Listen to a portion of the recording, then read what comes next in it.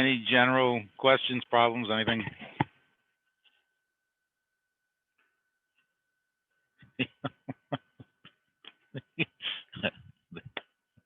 Anything at all?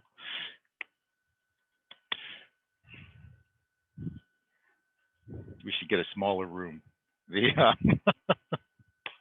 Anyway, I don't think I have anything in the way of announcements. The LAs are going to reach out to you about the LA sessions, mostly project related, to try to provide some guidance in terms of both researching the topics and scoping it in some cases. I mentioned to a lot of people, mostly the biochemistry people, but some other people also, that be careful to properly define the scope of your interest in the specific chemistry you're talking about, because there's a lot of secondary and supporting biological processes that might tie into the major one, and you don't want to leave them out if they're important to the rate, for example. On the other hand, you don't want to start dragging in a lot of things that aren't important to the rate, because then pretty quickly you have way too many reactions to worry about. So if nothing else, it's an attempt to get you to take a little look at it ahead of time for those of you who want to do it at the last minute. Professor, real quick. Yep, go ahead. When is Project 2 due? Because I didn't see it on my courses last time I checked. There isn't a stop out. It'd be March 21st. Okay. I think it was, or 23rd, or whatever that Tuesday is that week. Gotcha. All right, thank you. Yep. Other issues, anything?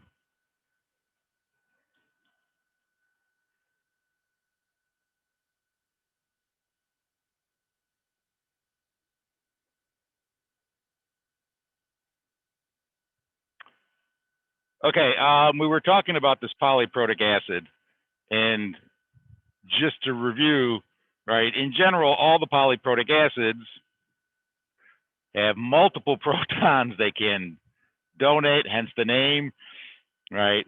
And they do not donate them all at once, right? I mean, in some sense, that is really nothing but a definition. I mean, you can't donate your second proton till you donate your first, because if you donate the second one first, it becomes the first, right? But if you look at these things structurally, and you don't really have to, but for like phosphoric acid, for those of you that might be interested, right, there's really 3 structurally equivalent protons. And this is really true of most of my polyprotics here. If I were to draw the structure of phosphate,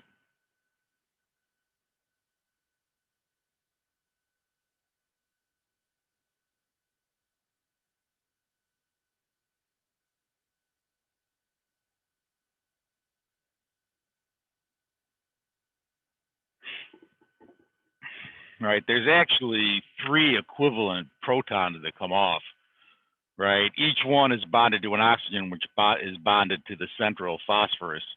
And so in some sense, any one of these could be the first, second, or third. And so it doesn't really matter which one comes off first, because as soon as you take it off, it changes the whole electronic structure of the ion. And so the second one, right, is harder to remove, and the third one is even harder as you continue to build up negative charge. And so in a very real sense, it doesn't matter which one is first, second, or third, because they're all equivalent. And if you look at the structures of all of my polyprotics, that's generally true of all of them, right? The 2 in sulfuric acid are essentially structurally equivalent. It's just that it's harder to get the second one off if the first one's already left, right? And the result of this is that I have essentially 3 separate consecutive equilibria that occur, right? And will become a theme for the next couple of weeks, right? And really started on Wednesday. when I have multiple equilibria, they all have to get to equilibrium. They don't choose which one is the bigger, more important reaction, right? We saw it with the KW reaction on Wednesday. That's always in background heading to equilibrium. Whether I expressly consider it or not depends on how much it changes the concentrations of everything. And the same thing's really true here. Ultimately, all three of these equilibria have to get to equilibrium. It's the nature of equilibrium. If the reaction can happen, it will, and it keeps changing things until it reaches equilibrium, right? The good news is when the Ks are as different as they are here, they don't really interfere with each other, right? And that's kind of where we were on Wednesday, right? If I do the first ice chart, I get a relatively large change, right?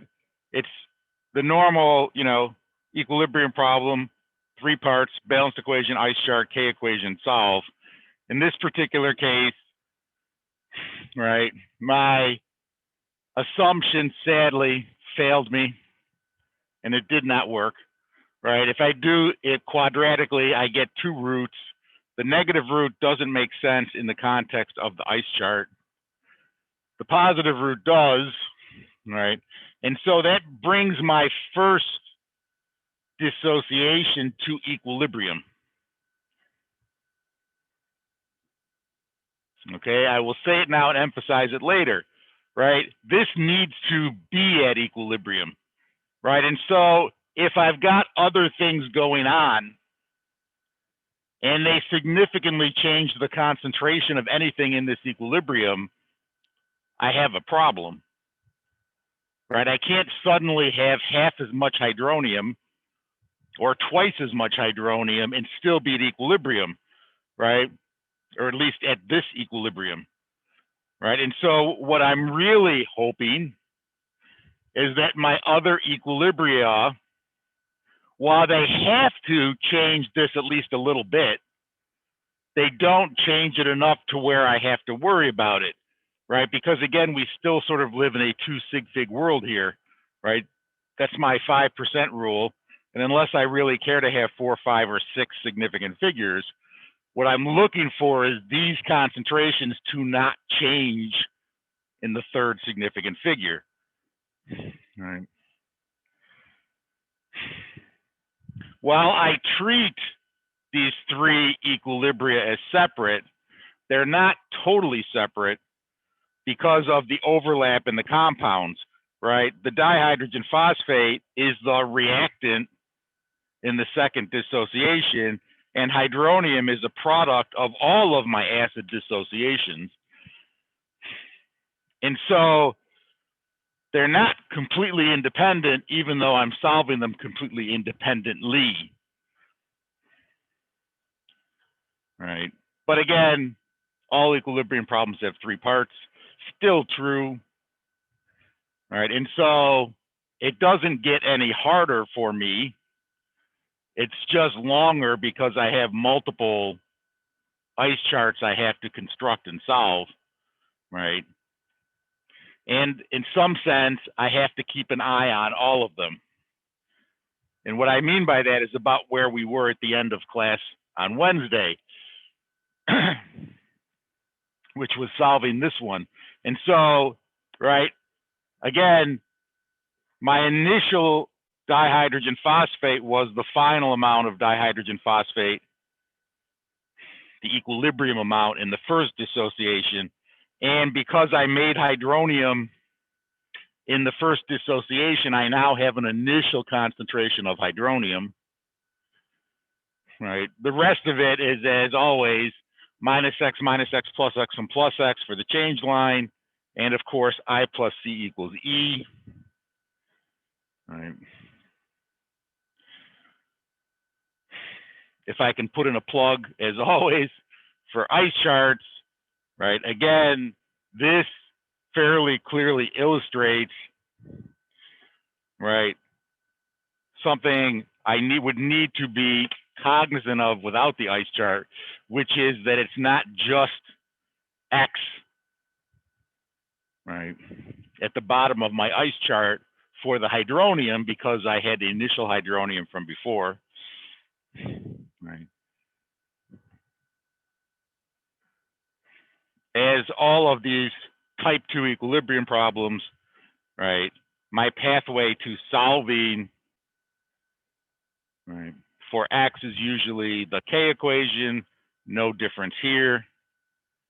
Right. In this case, I will try my assumption, and eureka, it actually works. Right. And I get what I like to term a triply exciting result. Right. X is 6.2 times 10 to the minus 8,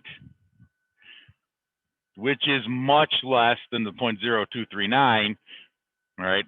That's singly good, because that means I don't have to do any quadratic or any graphing calculator or any Wolfram alpha, right? But in this context, it's even more important,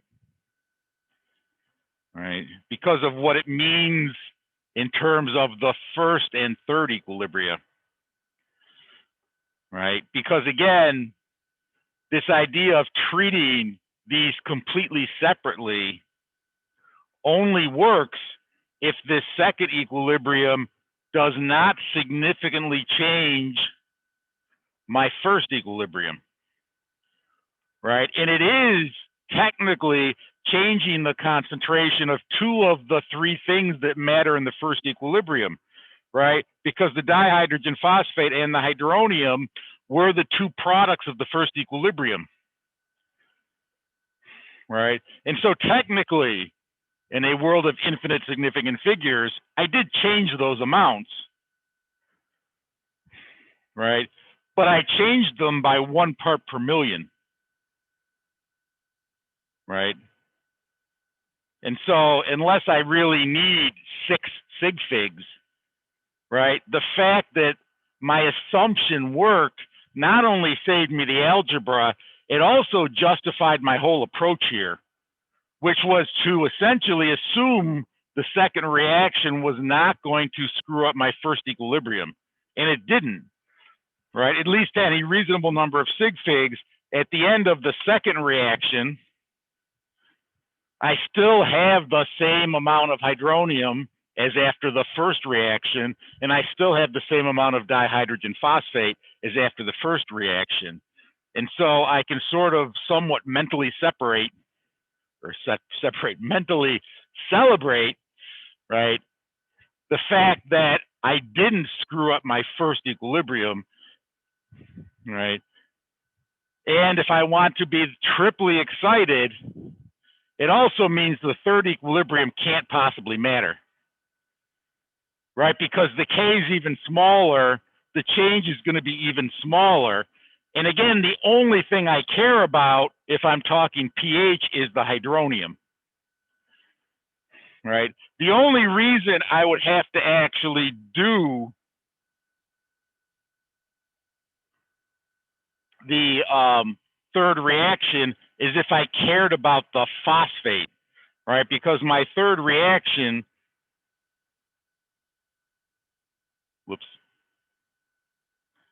my third reaction results in what's a brand new product,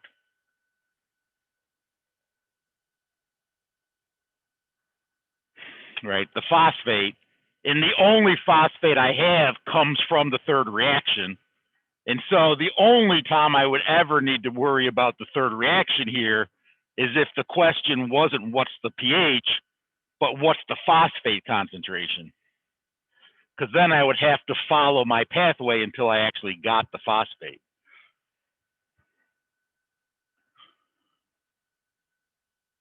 Yes, no, maybe.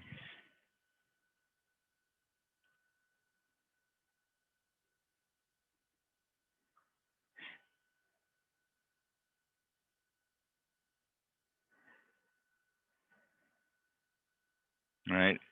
And for most of my polyprotic acids, something similar tends to happen, right? There is typically a very, very large difference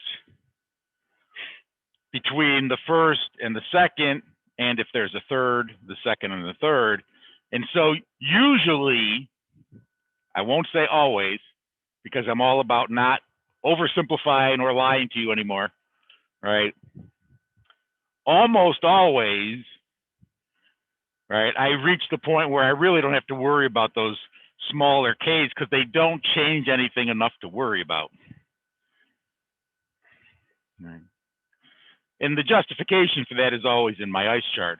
The only one that is sometimes problematic with is the oxalic acid, right? Oxalic acid is the third one down here, right? C2O4 minus or 2 minus is again one of our polyatomics, right? So essentially that's dihydrogen oxalate or oxalic acid, right? And there's only a factor of 1,000 difference in the Ks, right? And so if I actually go to solve that one, right, as illustration of when things break down, right? Again, usual question, I want the pH of a 10 to the minus 3 molar solution of oxalic acid, right? Again, as soon as I know it's an acid, I'm looking for the Ks. Even if I didn't know oxalic acid was polyprotic, I do now, because when I go look at my table of Ka values, it lists 2 of them, right? And so I do exactly what I did for phosphoric acid, right? I'm going to solve them as consecutive reactions, and I'm going to, at least for now, treat them as separate, right? The first reaction happens, it reaches equilibrium. The second one starts where the first one ends, and then it reaches equilibrium, and hopefully they don't step on each other's toes, right? And so, as always, first reaction first, which means the larger K value, right? And so my concentration of oxalic acid was 10 to the minus 3. Implicitly, there is no hydrogen oxalate or hydronium at this point. The change line is, as always, minus X plus X and plus X. And of course, I plus C is E, right? And since I know the K value, I can use the equilibrium expression to solve for X. Sadly, this is a day of great failure, as my assumption, again, does not work. Right? If I try to assume that X is much less than 10 to the minus 3, I get 8 times 10 to the minus 3, which is not only not less than 10 to the minus 3, it's greater. That's not even just a failure of my assumption, it borders on an epic failure of my assumption. All right. So technically, again, pick your favorite method for solving this. I tend to do these Ks and KBs as quadratic just because it's not that hard, he says as he posts a page of algebra. But right, I cross multiply, collect all the terms on one side. That gives me my coefficients for the quadratic formula. Right. Again, I get a positive and a negative root. The negative root does not make sense in my ice chart. And so the positive root it is. Right. And so X should be 9.85 times 10 to the minus 4. And I have successfully brought my first reaction to equilibrium.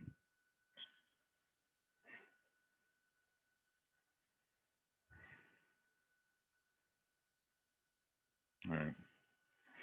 And again, I would be done, except of course, hydrogen oxalate is itself an acid. It is the reactant for my second Ka. And so I start the second reaction exactly where the first one ended. Right. And the thing that ties them together is both of the products. The hydrogen oxalate is the reactant for the second dissociation, And of course, the hydronium is one of the products of all acid dissociations. And so my equilibrium concentrations from the first reaction become the initial concentrations for the second.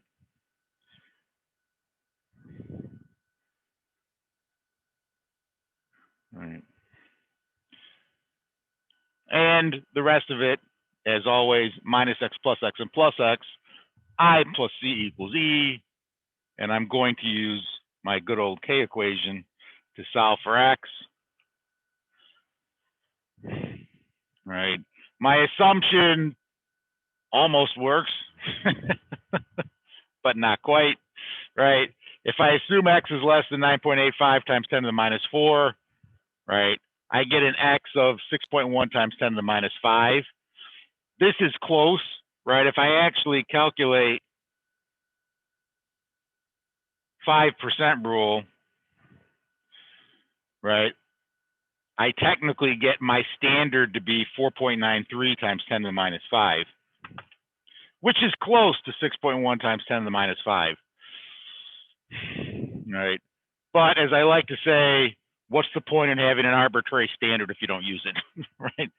In theory, again, I might, you know, depending on the context, say, it's close enough, right? But in practice, if I'm going to use my 5% rule ever, I should use it when it pops up. So technically, back to the quadratic equation, right? A little more algebra here because of the extra starting amount for the product. So I distribute the x across the top parentheses, cross multiply the denominator with the other side, and then I need to get all of my terms on one side. If I do that little bit of algebra, again, I get a positive and a negative root. And again, in the context of the ice chart, the negative root doesn't make sense, right? It's worth saying again, I don't reject x because it's negative, right? I reject x because if I were to put a negative number here, I would get a negative number here, which makes no sense, right? There's nothing wrong with having a negative x by itself, but you cannot have a negative concentration of something, right? By the way, while I'm sitting here, in case anybody wants to copy it down, right? You'll notice that number is not really that different than the number I got from the assumption, right? When I made the assumption,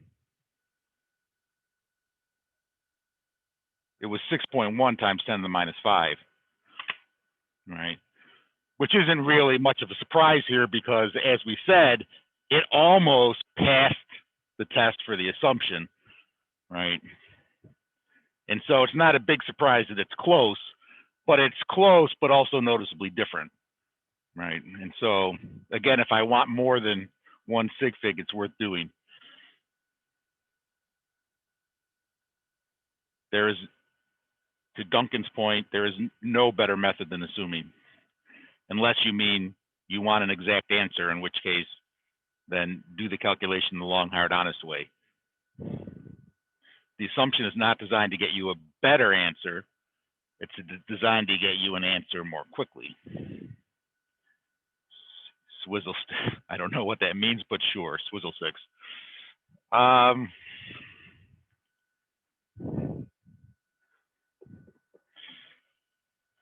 Right.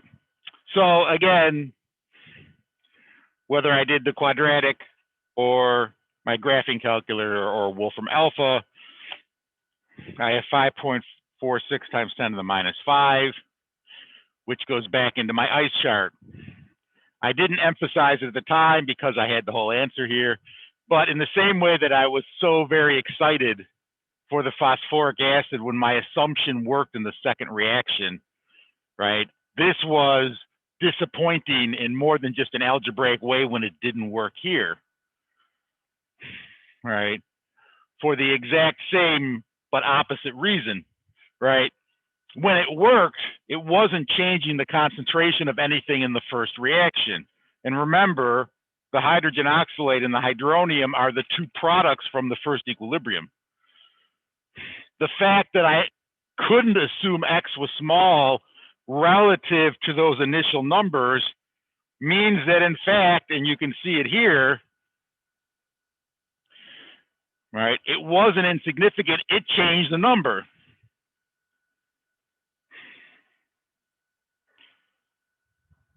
Right, so not only did I have to do algebra, disappointment number one, right, but even bigger disappointment number two, right, this actually, in some sense, invalidates my entire method here.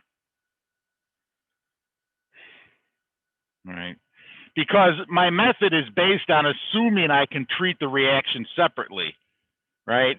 And that only works if the second one isn't upsetting the first equilibrium, except it is, at least a little bit, right? If you look at them side by side, right? If this represents equilibrium, right, I can't change these two concentrations, which is what happened here, and still be at equilibrium.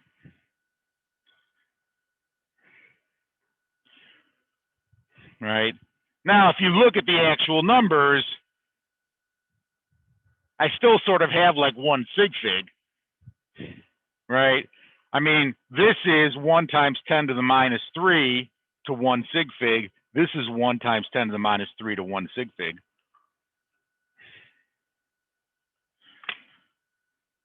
Right?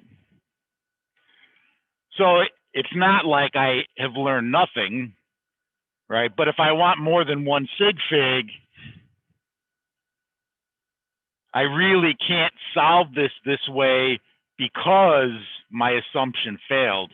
Who knew the assumption was so important, right? Again, this doesn't happen that often, right? For the polyprotic acids, where it really tends to happen is mostly oxalic acid because they're close, right? For most of the other polyprotic acids, you know, the second and or third Kas are so much smaller than the first and second that, as with phosphoric acid, my assumption worked in the second dissociation, right? Meaning, in some sense, I never even needed to do the second one. But by doing it, I learned, again, 3 things. The most minor of things, I don't need to worry about the third one. But the 2 major things, right? And really the biggest thing is that my method was validated, right? The fact that X, right, my assumption worked, right, meant that this idea of treating these as completely separate reactions was validated. In this case, the fact that my assumption didn't work somewhat invalidates my method. We probably won't do any of these, although I can never swear by OWL. Sometimes they throw a curveball at you, right? If I really had to solve this to more than 1 sig fig, you can do it. It just needs a little fancier algebra. Instead of solving the 2 reactions as though they're completely separate, I have to solve them simultaneously. And so essentially I have, you know, 2 equations with 2 unknowns, right? My second ice chart used y instead of x. I have 2 K equations, one with an x, one with a y, and I have to solve them simultaneously. Can I use MATLAB? Or you could use MATLAB. Well, you can solve your simultaneous equations however you'd like. I would, by the way, if I can put in a pitch, you know, I pick on the math department sometimes, but I can put in a pitch for the math department. If you're in any quantitative discipline, it's not usually required, but if you can squeeze in a little linear algebra as an elective, that is a really useful course for solving some of these things. And in fact, chemistry asked them to design a, you may not want to do this, but a combination differential equations linear algebra course, because those were the practical math skills that you need if you're in a quantitative discipline. But if you want to squeeze in an extra math elective, linear algebra is useful for these things. Or take a MATLAB course, apparently also, as per my headset. Right, I mean, there's certainly software available to solve the system of equations.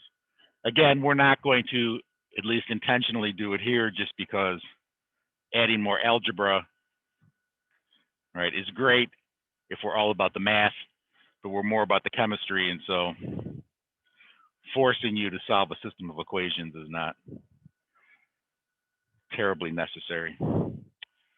Other questions on that?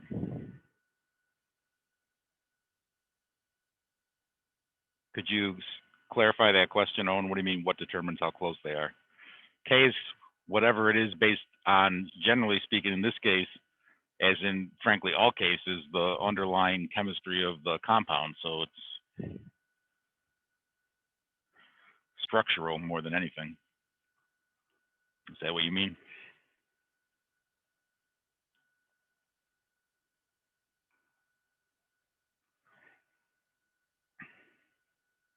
Other questions, anything?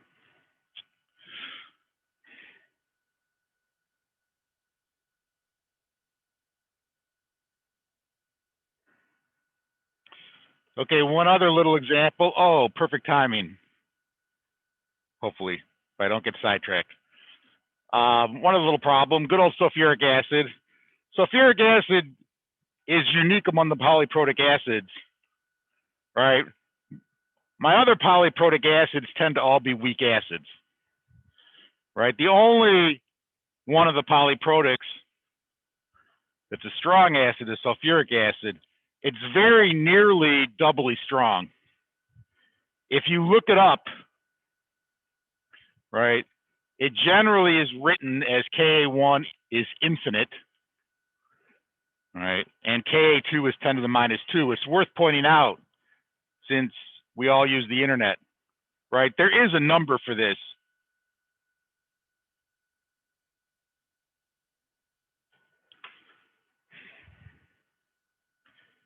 And depending on what source you use, they might quote a number. I will say two things about that. One, your life is easier if you treat it as infinite. And two, the number you see quoted will, generally speaking, not be consistent. Why do I say that? Right, because the nature of having a really gigantic K, right, if you think of it in terms of what K represents, right, it's my products over my reactants. The only way this gets to be huge is if this is really small.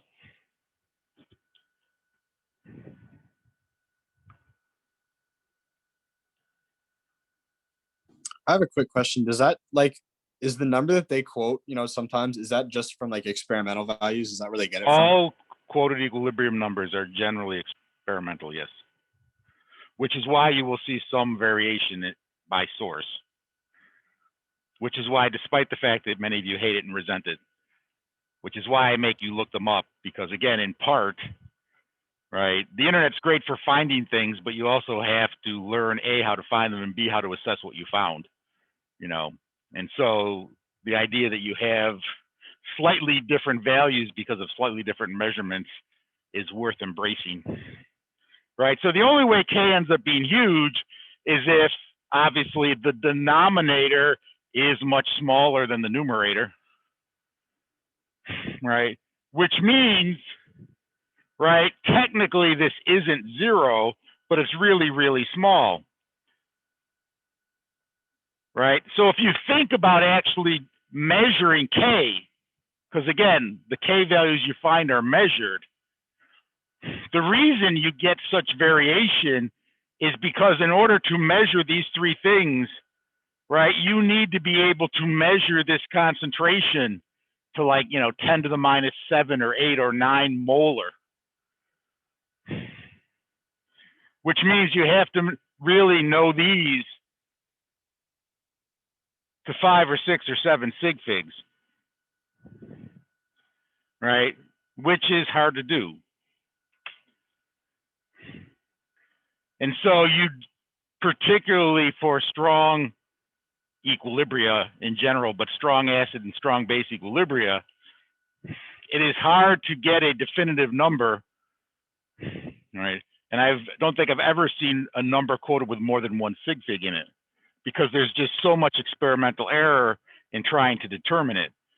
And so for a lot of reasons, right, it is better to think of this as infinite rather than a specific number. Back in the good old days when we had tests, this always became an issue of whether or not I could get you to trick yourselves. By which I mean, right, if I give people a number, right, 10 to the 7th, they try to use it, which makes the math funky. If I tell them it's infinite, people ask me for a number, right? And if I just say it's a strong acid, people ask me for a number. And so, you know, my second exam was always me running around trying not to tell people how to do it, but trying to clarify what it meant to either have an infinite K or that the K was 10 to the 8th, right? And so again, if your source quotes a large number, I don't have a test, but I still have the same problem, right? If you go to the internet and it tells you the Ka1 for sulfuric acid is 1 times 10 to the 7th, right? It is plus 7, because that's the other question I always get. Is this supposed to be 10 to the minus 7, right? But again, it is better to treat it as infinite, right? That large a Ka is indicating essentially complete reaction of the acid, right? The Ka2 for sulfuric acid is technically weak, right? I mean, it's not infinite. But if you look at the table of Kas, right, that is one of the largest Kas you'll find, right? It's not technically a strong dissociation, but it is approaching strong, right? And so sulfuric acid is unique among the polyprotics. On the bright side, what it means is my first reaction is pretty easy to solve, because an infinite K really implies it's a limiting reactant problem, right? Because again, what it means is something's going to 0, right? Which is how my K blows up. My reactant is really close to 0. That's in the denominator. And so the K ends up being huge, right? And so, you know, again, usual question, what's the pH of a, in this case, 10 to the minus 8 molar sulfuric acid solution, right? Because the K is infinite, or if you prefer really, really, really big, I treat the first ice chart as a limiting reactant problem. And the signature of a limiting reactant problem is always that one of the reactants goes to 0 in the ice chart. And so I don't really have to do much in the way of fancy math here, right? 10 to the minus 8 minus x equals 0, so x must be 10 to the minus 8. And so my strong acid equilibrium solves itself pretty quickly, right? But like all polyprotics, right, my second reaction starts where the first one ends. Hydrogen sulfate, still an acid. And so there's a second dissociation using the hydrogen sulfate. And of course, hydronium is a product of the second reaction. So much like my earlier 2 polyprotic acids, the second ice chart looks similar. Right, I've got an initial concentration of the hydrogen sulfate and an initial concentration of the hydronium. The change line is comfortingly as well as boringly the same, minus x plus x and plus x. And of course, I plus c equals E.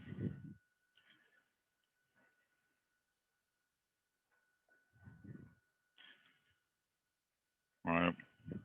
If I do that, I can fill in my ice chart. And of course, as always, for a type 2 problem, the equilibrium constant is usually my means of finding x. I'm having one of those days. This is the most epic failure of the entire semester for my assumption. Again, I always try it because it saves me a lot of time if it works. In this case, not only is x not much less than 10 to the minus 8, it's a million times larger. That is about as epic a failure as you can get.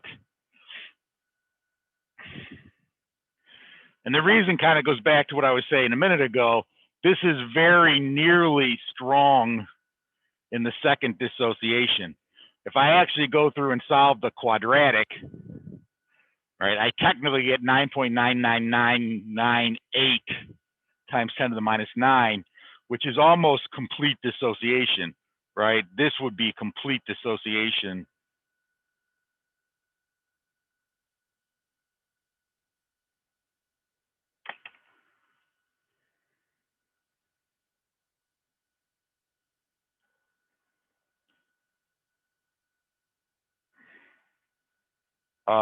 To Misriel's question, I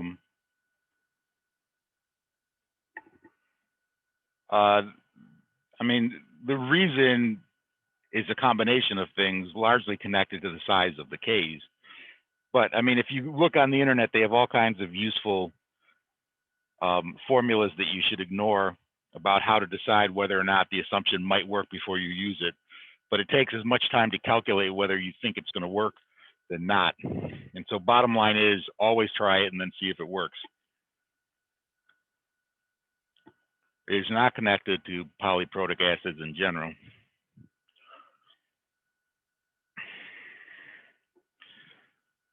All right, so if I punch that back into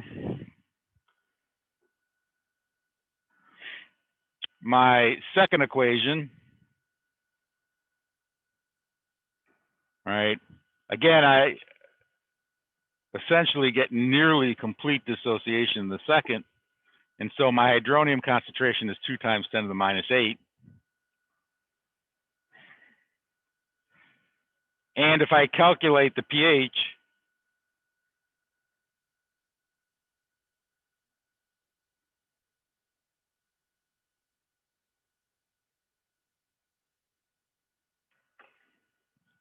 I think I get 7.3, something like that. And I often pause here to ask you, how does that make you feel?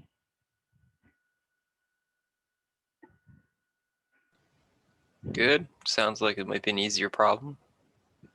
He feels good. My options are good. So we got 1 vote for good, bad, mad, or confused. Anybody out there feeling bad? Just a bit confused. Just confused. Any confused because, yes, to Quinn's And acid point, makes it basic. yeah, I've got a doubly strong polyprotic acid, and my pH is greater than 7.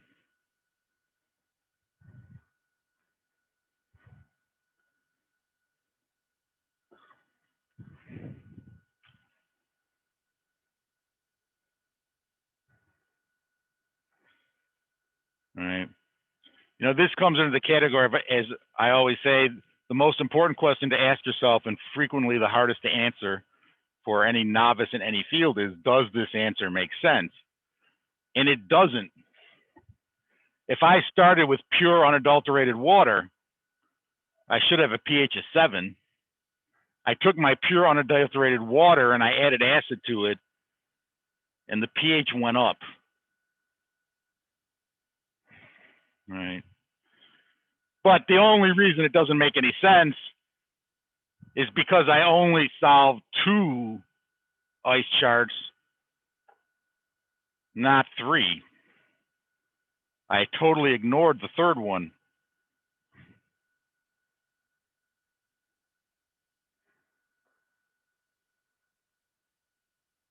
Right. The third one being our old friend from Wednesday, which is the KW. Right. Generally speaking, I can ignore it because if I take an acid and I throw it in water, I usually get so much hydronium from the acid that the little tiny bit I get from KW isn't worth worrying about.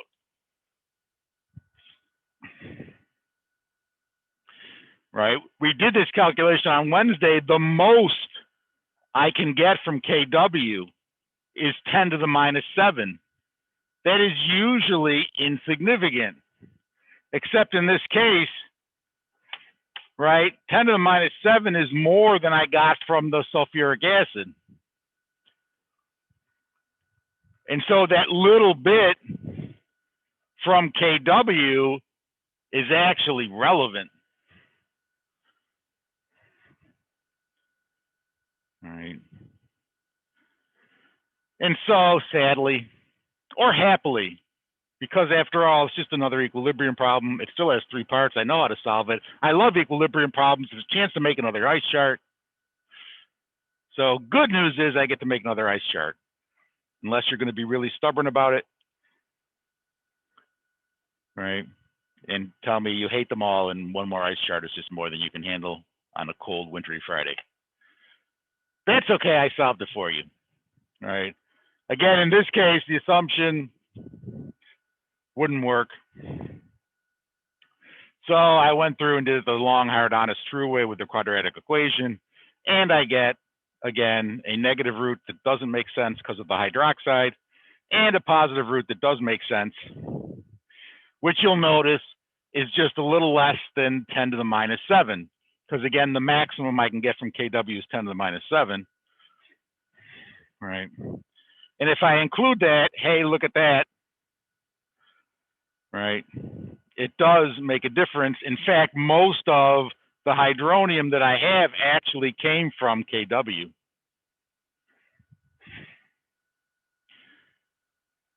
Right. But now if I actually were to calculate the pH, I get what makes much more sense, which is a pH that's less than 7. It's frankly not a lot less than 7, but at least it's an acidic pH for a solution of an acid. Right. This points up 3 things worth noting. Right. 1, right, I can't always ignore KW.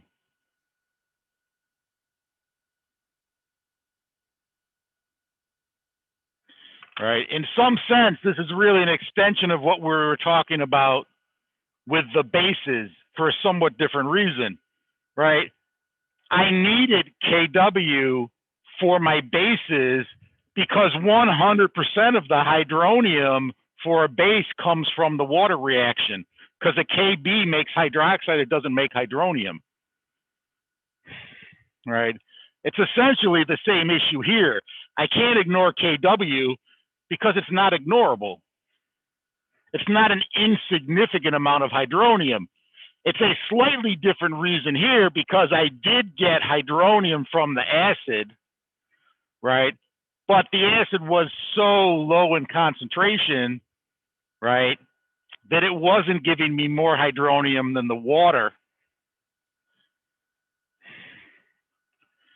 right? And so the other big point here, in some sense, well, the second and third points are similar, that, you know, strong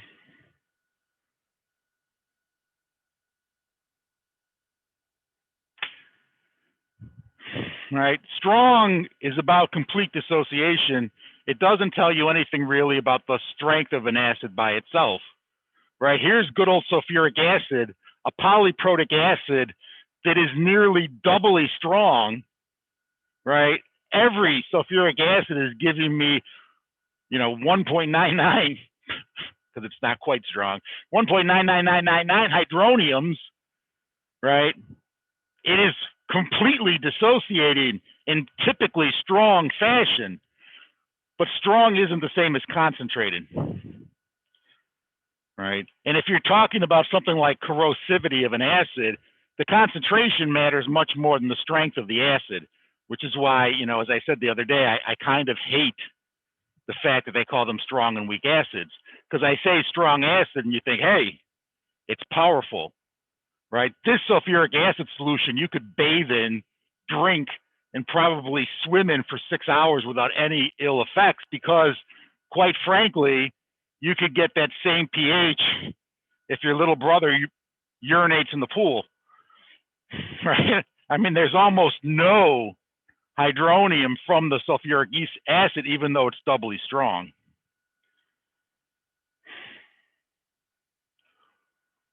Right. And so really the test of this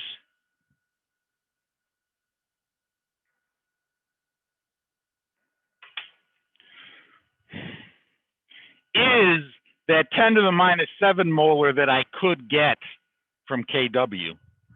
Moving forward, again, except for bases where we always have to consider it, I tend to ignore good old KW because it doesn't do much, right? But the real test for what it does or doesn't do is where I am before it, right? I knew I needed to consider it because of this,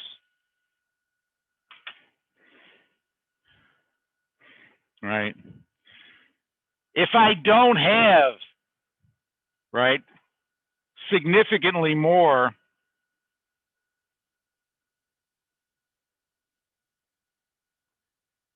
than 10 to the minus 7 molar, I can't ignore KW, right? Because KW could give me up to 10 to the minus 7 molar, right? And again, if you go on the internet, they'll give you a fancy formula to figure this out. Take the concentration times the Ka and take the square root and yada, yada, yada. Yeah. I'm all about consistency and method. I solve every problem the same way, right? But again, there's a need to assess. And so my real test is where I am here, right? I don't have to calculate whether or not I need to consider KW from the beginning, right? But when I think I'm done, which is almost always before I do KW, I just look at my final ice chart. If I don't have 10 to the minus 6 or more hydronium, then it's probably worth considering the KW, right? Because I can get 10 to the minus 7 from KW.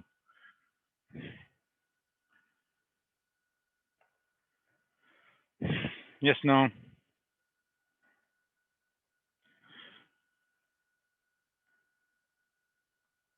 To Quinn's point, which equilibrium are you talking about?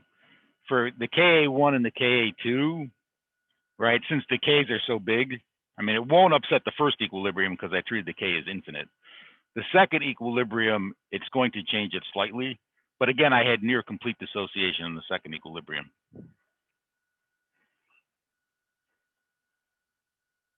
So it won't, in this case, upset them. Right? Yes, no? Buffers next week. In the meantime, have a good weekend. If you have questions, I am still hanging out, at least for 2 minutes. All right. Thank you, Dr. Lensvain.